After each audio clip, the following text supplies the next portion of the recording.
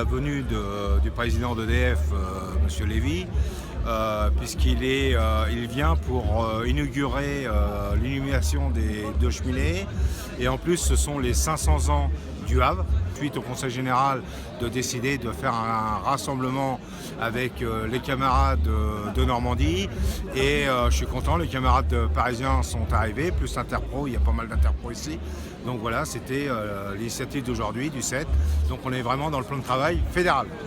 On est tous de la même entité au niveau des entreprises, on est tous industrie électrique et gazière. Donc déjà, il était de notre devoir de répondre à l'appel de la coordination régionale Normandie d'être présent en masse. On est plus de 100 camarades et aussi agents des industries électriques et gazières, toutes entreprises confondues, pour porter au fort notre désaccord auprès du président Lévy qui va arriver sur les coups de 17h. Et puis lui expliquer très clairement que les 0% d'augmentation de salaire, c'est niet pour nous et pour les agents.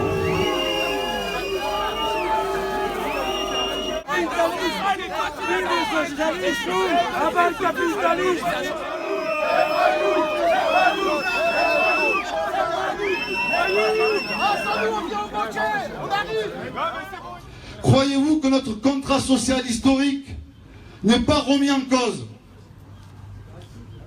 Les agents doivent-ils être corvéables? Merci. Les agents sont-ils en colère aujourd'hui? Les agents sont-ils prêts à faire entendre leur colère aujourd'hui? Alors il faut transformer cette colère en détermination. Déterminés à gagner sur les salaires, sur les pensions, déterminés à pérenniser nos activités sociales, déterminés à peser dans la campagne électorale, déterminés à chasser le capital du secteur énergétique pour un pôle public avec de nouvelles nationalisations. Ceux qui vivent sont ceux qui luttent.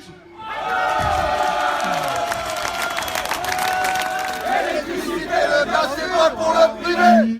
C'est un droit pour tous les usagers. L'électricité, le gaz, c'est pas pour le privé. C'est un droit. On a faim, on a faim, on a faim, on a faim, on a faim.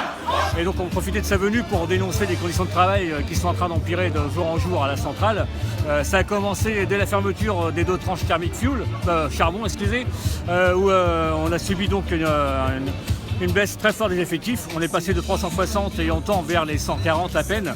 Et ce qui fait que ça conduit déjà à des conditions de travail difficiles puisque beaucoup d'agents sont noyés entre les remplacements, la polyvalence à tout va. Il y a des personnes qui craquent réellement.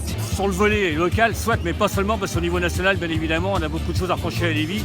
La dernière provocation, c'est encore un financement à la baisse de notre comité d'entreprise. Et puis un SNB à 0%, même pas à la hauteur de l'inflation qui est déjà tronquée.